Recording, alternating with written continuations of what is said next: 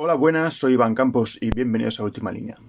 En el programa de hoy traemos una exposición del doctor en económica Santiago Niño Becerra, donde expone toda la situación actual de las consecuencias del conflicto en Ucrania, toda la repercusión que está teniendo tanto en los transportes como en los precios del consumo que llega al cliente final y en toda la estructura económica en la cual nos vemos obligados a vivir.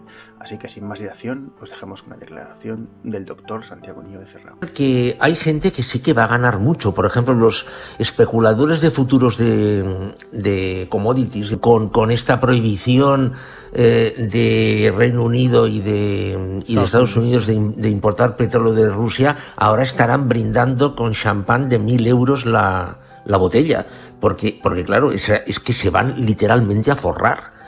Especuladores de maíz, de futuros de maíz, toda esta gente evidentemente se va a forrar.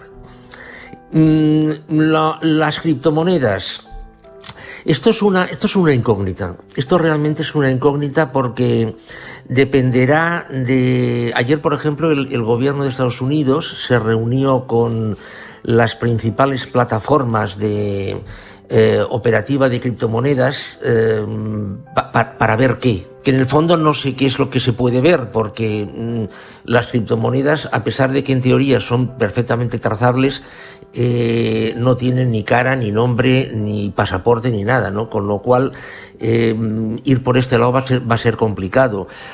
También es cierto que su precio fluctúa muchísimo.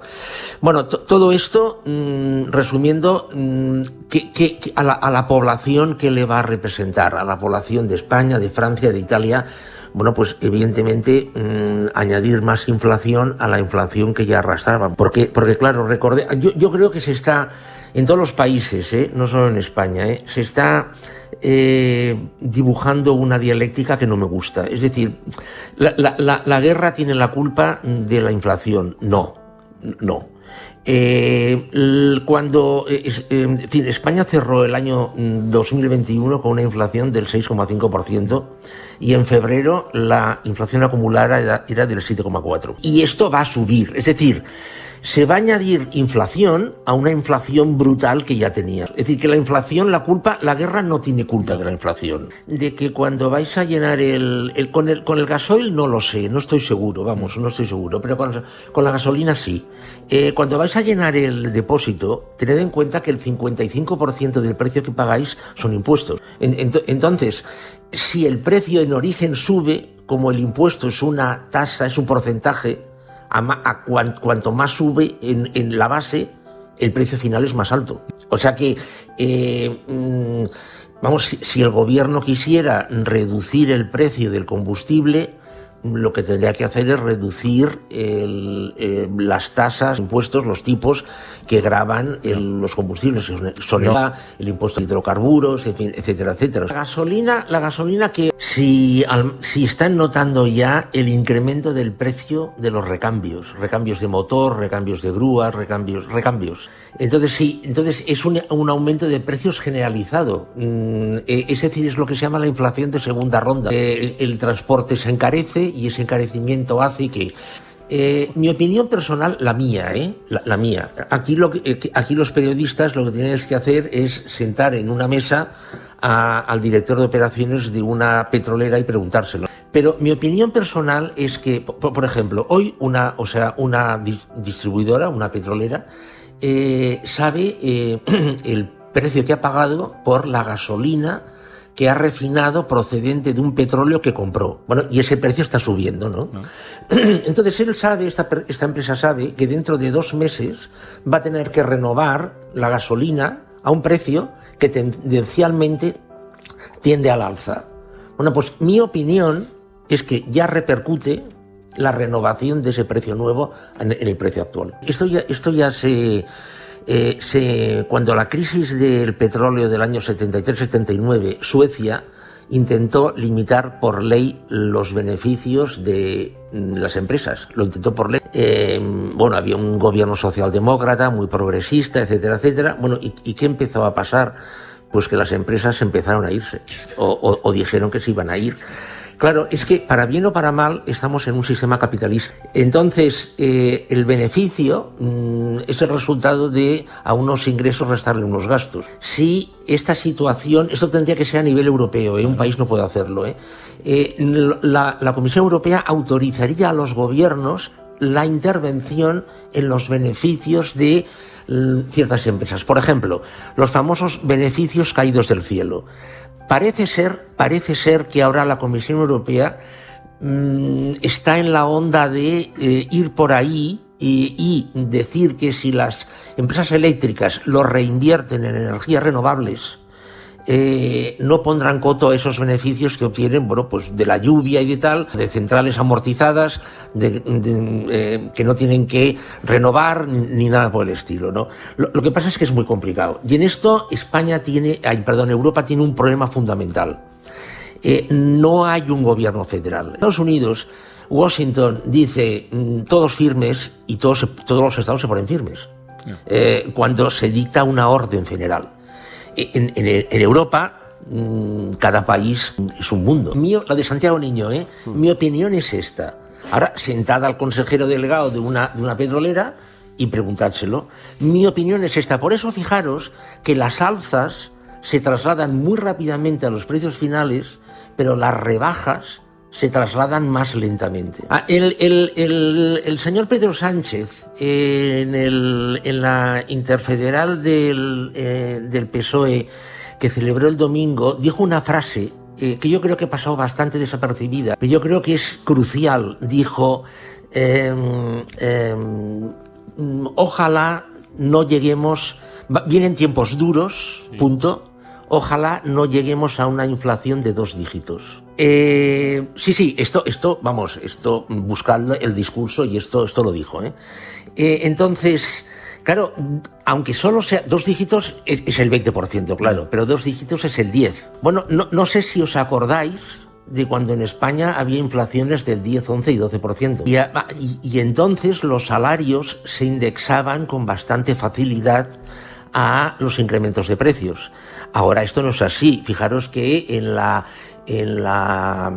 reuniones que están teniendo sindicatos con patronal para el famoso pacto de rentas, que el nombre no encuentro que esté muy bien escogido, pero bueno, en fin, los sindicatos están pidiendo un 5 y la patronal dice que no puede pagarlo.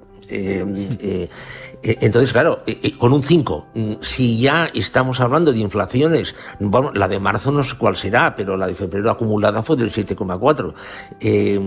Bueno, evidentemente, la pérdida de poder adquisitivo va a ser realmente muy alta. ¿Cuál es la inflación que podemos soportar?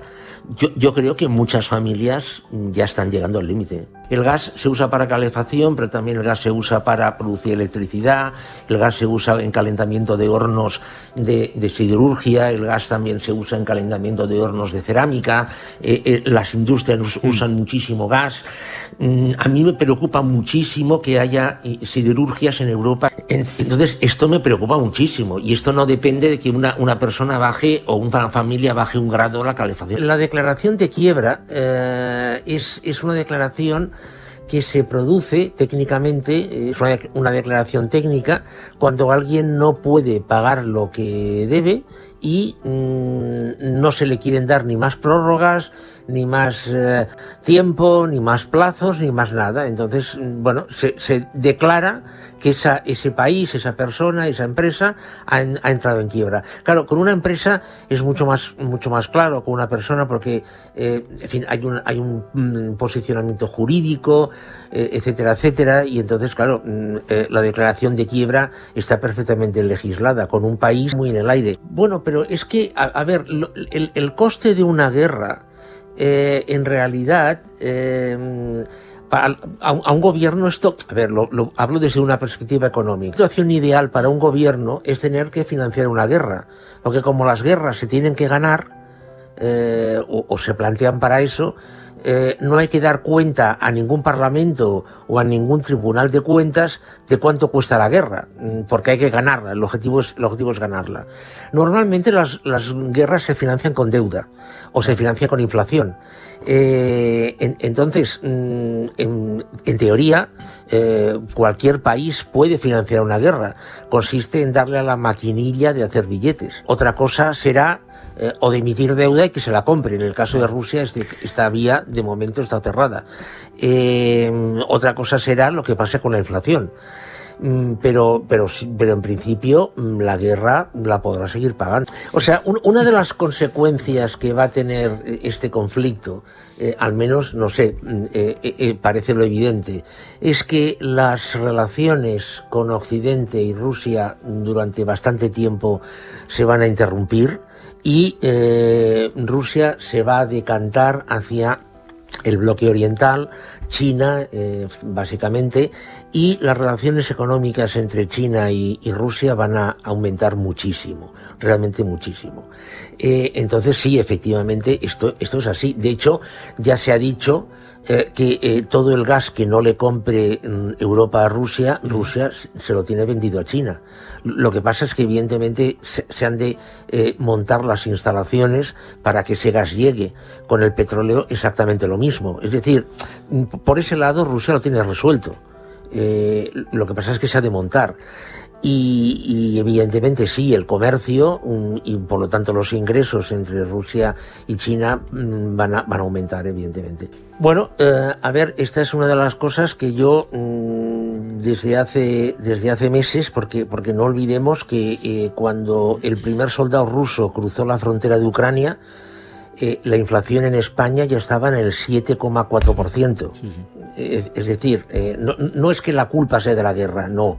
Insisto, cuando el primer soldado ruso o el primer tanque, me da igual, cruzó la frontera, en España la inflación ya estaba en el 7,4%. A partir de ahí, toda la inflación derivada, evidentemente, de la falta de hidrocarburos, gas, en fin, etcétera, etcétera. Claro, el poder adquisitivo de la mayoría de los españoles se va a caer. Esto es evidente. Entonces, sigamos la película. Si el poder adquisitivo de la mayoría de los españoles se va a caer, quiere esto decir que van a tener menos dinero con menos fondos, esa mayoría de los españoles para gastar en cosas. O sea, se lo gastarán todo. Evidentemente empezarán por lo esencial, pero podrán gastárselo en menos cosas, con lo cual las actividades o las fábricas de bienes menos esenciales evidentemente tendrán problemas. Por parte del Estado, ayer el señor Juan Roch de Mercadona lo explicó muy bien, lo dijo muy bien. Dice, nosotros nos hemos visto obligados a subir la leche 10 céntimos. Dice, 1 céntimo de esos 10 se lo va a llevar el Estado. Es decir, ¿qué quiero decir con esto? Bueno, pues que el hecho de que el poder adquisitivo de las españolas y de los españoles baje debido a la inflación porque los precios suban, esto no perjudica la recaudación de impuestos por parte del Estado. Yo me imagino que esto, en fin, como todos los países europeos van a hacer cosas parecidas, yo creo que se querrá llegar a una especie de consenso. En Francia, si no recuerdo mal, de forma lineal se van a bajar 15 céntimos todos los combustibles en destino final. Italia, tradicionalmente, o sea, hay dos países en Europa que cuando aún había las monedas nacionales, sorprendía el precio del combustible cuando salías al exterior, cuando salías fuera. Uno era Italia, el otro era el Reino Unido. Tanto en uno como en otro los precios son absolutamente desmesurados. Sí, claro, evidentemente. El tema es que volvemos a lo mismo. Es decir, una familia, la familia media, que ante una inflación que se ha dicho que en España se puede situar entre el 10 y el 12%, una familia media tendrá que tomar la decisión en qué gastamos. Que esto lo tiene que decidir siempre. Pero insisto, una inflación de ese tipo tendrá que plantearse en qué gastamos. Entonces, bueno, pues igual decide, pues en vez de salir 3 fines de semana al mes, salir solamente 2. Claro, ese consumo de combustible no lo hará Este ha sido el análisis del doctor en economía Santiago Núñez Becerra, en el cual nos expone la realidad económica en la sociedad en la que vivimos. Así que esperamos que esto les ayude a obrar en consecuencia con todo lo que van a tener que hacer y les esperamos en un próximo programa de La Última Línea.